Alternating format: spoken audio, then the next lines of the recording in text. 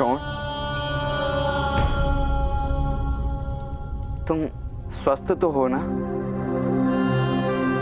4 लड्डू खाकर आप स्वस्थ नहीं रह सकते। मैंने तो 10 कोड़े खाए हैं। मैं किस प्रकार स्वस्थ रहूंगा?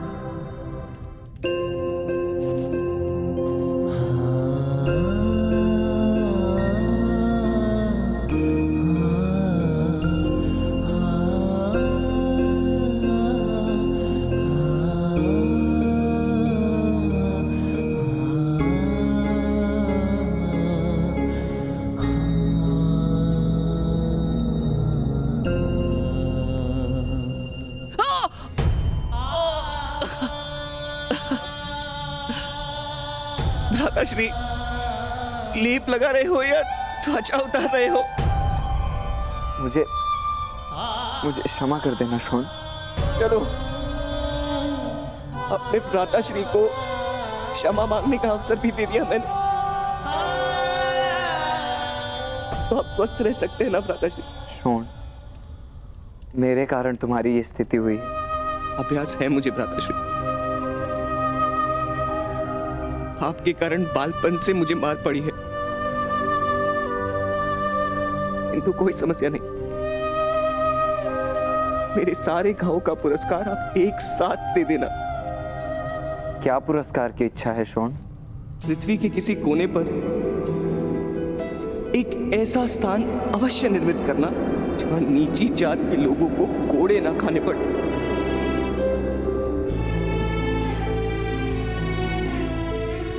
और वहां मेरे लिए एक बड़ा सा भवन निर्मित करना।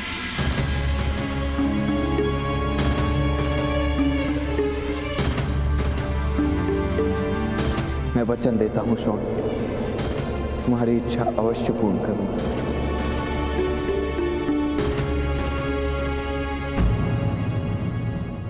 तुम्हारे एक एक रक्त बिंदु का प्रतिशोध लूंगा मैं।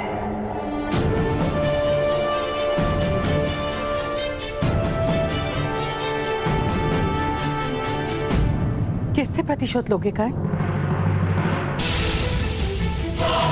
सबसे, किंतु सर्वप्रथम प्रतिशोध लूंगा महामहिम भीष्म से। वसंत पंचमी के महोत्सव में विश्व की कोई शक्ति मेरे निर्णय में परिवर्तन नहीं ला सकती।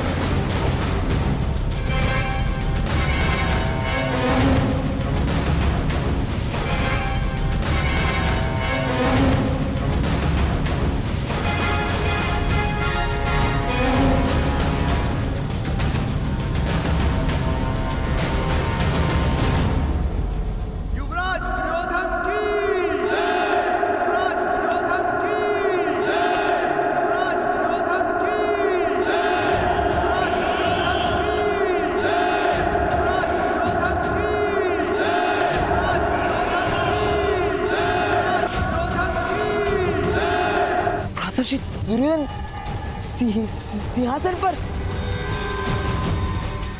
होने वाले महाराज विराजमान है। युवराज दुर्योधन की, युवराज दुर्योधन की, युवराज दुर्योधन की, युवराज दुर्योधन की। दुर्योधन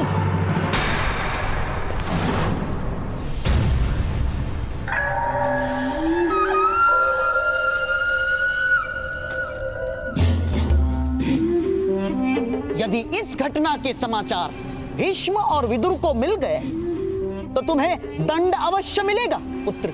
इस सिंहासन पर तुम्हारा अधिकार नहीं ना। आज नहीं है मामाश्री, किंतु कल अवश्य यह सिंहासन मेरा ही होगा।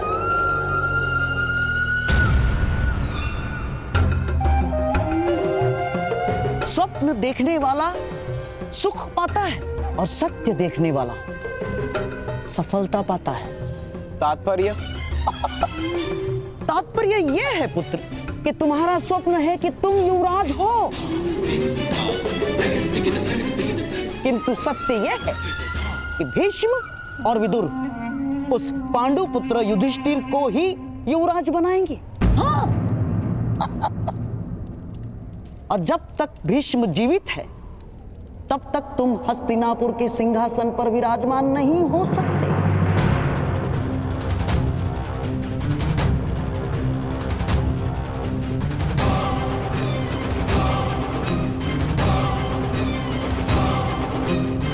किंतु भीष्म पितामह को इच्छा मृत्यु का वरदान है, उनकी मृत्यु होना असंभव है।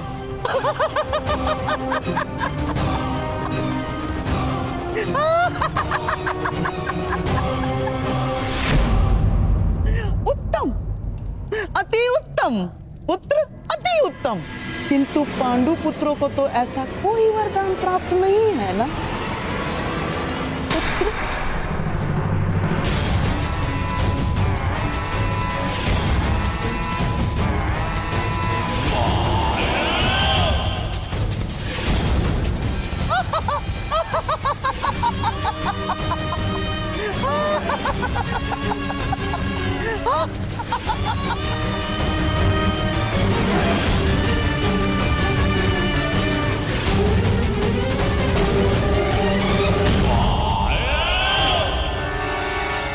अधिरथ महोदय, यह औषधि शॉन के घाव पे लगा दीजिएगा।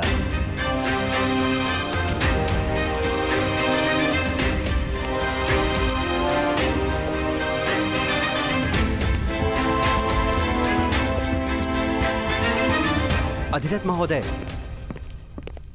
आपके लिए महामहिम का आदेश है। आपको शीघ्र ही महामंत्री विदुर जी को वन में लेकर जाना है। वन में? समाचार प्राप्त हुआ है महाराज पांडु का निधन हो गया है। आपको जाकर राजकुमारों और महारानी कुंती को हस्तिनापुर लाने का आदेश है। महारानी कुंती हस्तिनापुर आ रही? यदि ये बालक राजकुमारी की आंखों के सामने रहा तो शीघ्र ही वो लोकलाज की चिंता त्याग कर इसे अपना लेंगे और बहुत बड़ा अनर्थ हो जाएगा। महाराज और राजकुमारी पर लांछन लगेगा। इसलिए इस बालक का राजकुमारी से दूर और गुप्त रहना अनिवार्य है। इसी कारण मैं इसकी रक्षा का उत्तरदायित्व आपको सौंप रही हूँ। भगवान ने राजकुमारी को आश्वासन दिया था कि वो सदैव अपने पुत्र की रक्षा करेंगे। यही कारण है कि इस बालक के पास दिव्य कवच तथा कुंडल है।